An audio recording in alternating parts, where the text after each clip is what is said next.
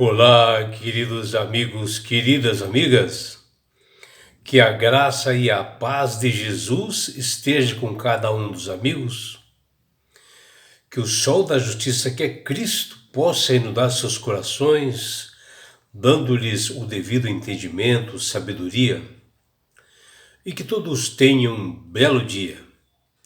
Vamos à lição, e hoje, terça-feira, 3 de junho de 2025, a lição 10 de hoje, ela tem como título A História de Sodoma e Gomorra. E a lição de hoje está baseada ali em 2 Pedro, capítulo 2, versículos 4 a 11, Judas, capítulo 1, versículos 5 a 8, Ezequiel, capítulo 16, versículos 46 até 50. E o título desta lição de hoje, ela menciona como destaque, né, a destruição de Sodoma e Gomorra, e ela é uma chave realmente que abre o nosso coração, o nosso intelecto, a nossa mente, para nós observarmos o que faz a desobediência a Deus, onde Ele tem que aplicar os seus juízos, e que pode ocorrer com a humanidade que se aproxima a segunda vinda de Jesus, porque o juízo final está batendo as portas aí, se aproximando a passos assim largos, né? Porque os sinais da vinda de Jesus estão bem claros para todos nós, onde ele menciona lá em Mateus 24 e Lucas 21, que ele, Jesus, ele virá pela segunda vez e ele realmente fará o juízo final, e que nós devemos estar preparados para isto. E os livros como referência da lição de hoje, 2 Pedro, capítulo 2, versículo 4 a 11, Judas, capítulo 1, versículos 5 até 8, e Ezequiel, capítulo 16, versículos 46 até 50, esses capítulos e versículos, eles descrevem o que ocorrerão em um futuro bem próximo de nós, o que ocorrerá com os ímpios, aquelas pessoas que rejeitam realmente a Jesus como Salvador e Senhor das suas vidas, porque essas pessoas rejeitam, não querem ouvir realmente a voz do Espírito Santo, né? E a história bíblica, ela comprova, né, as consequências dessas pessoas que não querem ouvir a voz do Espírito Santo, como foi o caso do dilúvio, né, que ocorreu, onde Noé pregou por 120 anos e as pessoas não se arrependeram e tiveram realmente consequências graves. E a lição, nesses capítulos e versículos, menciona que Deus derramou um juízo também sobre Sodoma e Gomorra, devido à proliferação da iniquidade, da promiscuidade, pessoas mais amantes das coisas do mundo do que de Deus, né? Pessoas realmente com o coração frios, e se rebelaram contra Deus, e assim elas tiveram realmente uma consequência grave, né? O que a gente vê ali, que o pecado tornou-se irreversível para elas, e elas realmente foram introduzidas, realmente enganadas por Satanás, e cada vez mais se enraizaram na maldade, né? E isto tornaram-se irreversível para ela voltar realmente aos braços do Senhor. Porque alguém que enxerga os pecados dos outros, como era realmente essa pessoa de Sodoma e Gomorra, e também antes do dilúvio, as pessoas enxergavam os pecados das outras pessoas, mas os seus pecados próprios elas não enxergavam, elas não conseguiam ver a si mesmo. E isto realmente é um alerta para nós, porque isso vem acontecendo nos dias de hoje, né? As pessoas estão realmente amantes mais dos prazeres do mundo, as pessoas estão realmente mais frias, né? Calculistas, e vem acontecendo os sinais de Jesus e elas fazem escárnio, né? Em passeatas assim, e vão contra os mandamentos de Deus, né? E a proximidade dessa segunda vinda de Jesus está bem perto de acontecer.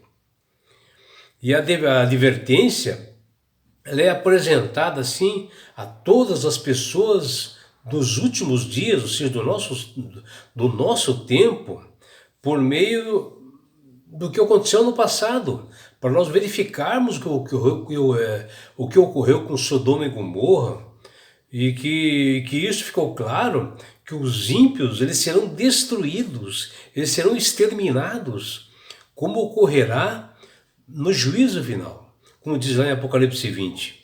E o pecado, ele se torna realmente um hábito nas pessoas, e ele é enganoso como o inimigo, ele é enganoso porque ele é o pai da mentira. Ele leva as pessoas a pecar e elas se acostumam com isto, né? Porque o pecado ele nos cega para o real estado do coração em que nós nos encontramos. Nós não fazemos uma reflexão sobre isto, não temos forças para suplantar e acostumamos com as coisas do mundo, escondendo nossas transgressões sob uma camada de autojustificação, sempre dando uma justificativa a todos os nossos atos de maldade, enquanto nós somos rápidos, né, em reconhecer as falhas dos outros. Né? E assim também ocorreu no passado com o povo de Israel, que se prostituiu, ele cometeu um adultério espiritual, né? Trocou o Deus verdadeiro, Criador do universo, por deuses falsos, né? E começaram realmente a introduzir dentro da igreja esse adultério espiritual que fala em Ezequiel 16:41. Imagine a surpresa do povo ao ouvirem que era mais corrupto do que as famosas cidades dos seus pecados, quando realmente o profeta falou para eles que eles eram mais pecadores do que Sodoma e Gomorra. Imagine só. Isso, não, claro, não era novidade para ninguém, não apenas lá no antigo Israel, mas com toda a humanidade vem acontecendo nos dias de hoje. Paulo apresentou assim, uma longa lista assim, de pecados que as pessoas cometiam, que poderia ser escrita assim com base nos jornais que acontecem nos dias de hoje. Parece que a palavra de Paulo foi para os dias de hoje, como está lá em Romanos capítulo 1, versículo 18 e 32. Essa descrição dessa condição daqueles gentios parece que é a condição do mundo hoje. Porque Paulo não tinha a intenção assim de criar assim sentimentos de superioridade dos judeus e apontar os erros que acontecia com os gentios, mas levar ao povo a entender a gravidade dos pecados para que eles se arrependessem. E as cidades de Sodoma e Gomorra se localizavam ali no vale de Sidim, que corresponde à zona atual do Mar Morto, e aproximadamente ali no sul da Jordânia, ao norte do atual Israel, e ficava ali na fronteira ali de Canaã, tá lá, como fala lá em Gênesis 10:19. E eram conhecidas essas cidades, Sodoma e Gomorra, e mais outras cidades, como cidades planície, né? Eram cidades cruéis, cidades do pecado, dos prazeres, com bastante promiscuidade, divertimentos, eles procuravam esse lugar assim, onde saíam pessoas de outros países para ir até Sodoma e Gomorra em busca realmente de promiscuidade sexual. Porém, essa cidade, pela ser pequena e ser um volume grande de pessoas que moravam ali, ela era pouco hospitaleira com os estranhos que faziam turismo ali. Como diz lá em Mateus 10, 14 e 15, menciona que essas cidades elas eram criticadas na época pela falta de fraternidade e amor. Assim, o evangelho era impossível de adentrar pelo mal existente naquele lugar. E justamente esse lugar que o sobrinho de Ló e sua família escolheram para morar.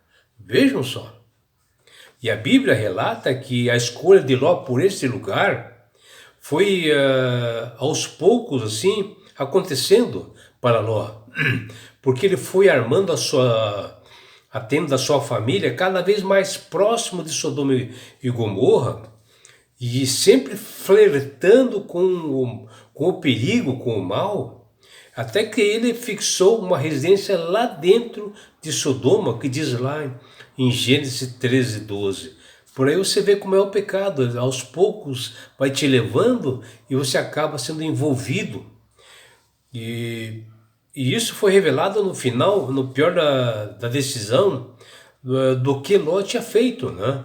Porque Deus resolveu destruir a mente Sodoma e Gomorra e Ló estava lá dentro. Abraão teve que clamar a Deus para que Deus não a destruísse, né? E mesmo sabendo, né, que os homens de Sodoma e Gomorra eram maus e grandes pecadores quanto o Senhor, que está lá em Gênesis 13, 13, Ló colocou em risco a sua família e foi morar lá, em prol de uma vida prazerosa, mais fácil, mais próspera, que podia produzir mais bens materiais para ele. E o caminho das facilidades, assim, da prosperidade, pode até se mostrar como Ló viu, né? Uma campina bem regada, lugar bonito, né? Como diz lá, quando ele achou que era o jardim do Senhor, que ele diz lá em Gênesis 13, 10, mas se não há temor de Deus, se não existe a presença de Deus, jamais alguém deve ir para um lugar desse, porque o destino final se torna uma ruína e destruição. E isso é o que está acontecendo com aquelas pessoas que se dizem cristãos, né? E caem nos enganos de Satanás, vão em busca realmente de lugares assim, mas ficam longe realmente de Deus. E muitos têm se colocado nessa caminhada da tentação, julgando assim serem fortes, né, o suficiente para resistir o mal, esquecendo-se, porém, que as más conversações corrompem os bons costumes que Paulo fala em 1 Coríntios 15, versículo 33. E logo nós seremos um deles, se deixar-se envolvido. E assim foi na vida de Ló e sua família em Sodoma. Mas por amor a Abraão, o Senhor Deus poupou a vida de Ló, e os mensageiros celestiais que eles estavam encarregados de destruir aquelas cidades ímpias, né, Sodoma e Gomorra, eles foram antes avisar Ló para atender às súplicas de Abraão para salvar a sua vida e a sua família, que ele estava no meio daquela cidade que seria destruída. E a destruição de Sodoma e Gomorra se deu por meio de fogo que caiu do céu. A Bíblia relata que o clamor dessas duas cidades tinha se multiplicado e o pecado se agravou, e até Deus desceu para verificar o que estava acontecendo, o que eles estavam praticando, que está lá no livro de Gênesis, capítulo 18, versículos 20 e 21. O Senhor fez chover fogo e enxofre do céu, que está lá em Gênesis 19, 24. A destruição assim foi tão grande, né, que toda a planície foi atingida, consumindo todos os habitantes, toda a vegetação daquele lugar, conforme nós podemos notar na expressão e o que nascia na terra. Isso significa que a terra, que antes era uma região frutífera e populosa, após o julgamento divino, passou a ser estéril e deserta, provocada pelo fogo. A Bíblia diz em Gênesis 19:4: tanto os moços como os velhos, sim, todo o povo de todos os lados eram iníquos, eram pessoas más, que está lá em Gênesis 19:14, e Deus teve que destruir. As condições morais que levaram Deus a destruir Sodoma e Gomorra eram as piores possíveis, e ele jamais poderia poupar essas cidades. A Bíblia diz em 2 Pedro capítulo 2, ora, se Deus não poupou anjos quando pecaram, antes precipitando-os no inferno, os entregou a abismo de trevas, reservando-os para o juízo. Pedro falando isto. E um alerta que aconteceu isto, esse alerta deve ser colocado na nossa mente diariamente. É um alerta de Deus, porque Deus, ele tem limites. E ele não tolerará o mal passando disso. E os sodomitas afrontaram o Criador, como as pessoas estão afrontando hoje, e tiveram consequências graves. Tanto é que preservou somente nesses juízos que Deus fez, né? Ele preservou somente a Noé na época do dilúvio e a sua família pela sua integridade, porque ele era um pregador da justiça e a sua família o acompanhava. E Deus destruiu o mundo com água na época do dilúvio justamente pelo pecado se proliferar em todos os lugares. E ele reduziu a cinza as cidades de Sodoma e Gomorra, onde ele ordenou as ruínas completas por viverem na iniquidade. Está em 2 Pedro 2, versículos 5 até 6. Eles se deixaram assim envolver-se pelas mentiras de Satanás, pelos enganos, né? E o Satanás também tem feito isso nos dias de hoje, porque Satanás, é o pai da mentira. Ele solta doutrinas mentirosas em volta, verdade misturadas com mentira, e engana muitas pessoas, que está lá em João capítulo 8, 44. Porque Satanás, é o pai da mentira, e ele tem a oportunidade de se arrepender. Todas essas pessoas que estavam ali nessas cidades, eles tiveram a oportunidade de se arrepender e não se arrependeram. Preferiram viver na impiedade e Deus teve que punir, que foi o caso de Sodoma e Gomorra. E Satanás, após causar o primeiro grande dor no coração de Deus, né, ao enganar Adão e Eva, o inimigo faz sangrar o coração do Criador ao macular a obra-prima de sua criação através do pecado. E isso proliferou muito, né? Depois que Caim matou Abel, ele se formou assim, realmente raças ruins, né? Desde então, falsas predições e falsos ensinamentos têm se alastrado no mundo e chegou aos nossos dias. Inclusive no meio do povo de Deus, o mal está instalado. Que fala em 2 Pedro capítulo 2, versículo 1. Apesar da Bíblia não fazer menção alguma para o chamado de Ló, as cidades de Sodoma e Gomorra não pereceram na ignorância ou por falta de conhecimento da verdade. Um grande sonido foi dado a eles, mas eles ignoraram por completo a voz da onipotência, a voz do Deus soberano, e assim foram reduzidos a cinzas, como diz lá em 2 Pedro capítulo 2, versículo 6. Bem mais do que nesses dois relatos que nós vemos, e mesmo, né, com a atuação dos profetas nos tempos, e também de Cristo, né, quando ele deu as boas novas, nós fomos advertidos quanto o problema da apostasia, do engano, que poderiam nos tirar do caminho da salvação. E está acontecendo no dia de hoje. Pessoas que um dia aceitaram Jesus como Salvador e Senhor, saíram das fileiras de Cristo e estão indo para as fileiras de Satanás e se perderão. Porque a Bíblia diz lá, ó, porque surgirão falsos cristos, falsos profetas, operando grandes sinais e prodígios para enganar, se possível, os próprios eleitos, que está lá em Mateus capítulo 24, versículo 24. E assim o perigo não está fora, mas dentro do cristianismo, porque Satanás sabe que aqueles que estão de fora já são dele. E ele quer tirar aqueles que estão realmente no aprisco de Jesus. Ele quer enganar essas pessoas.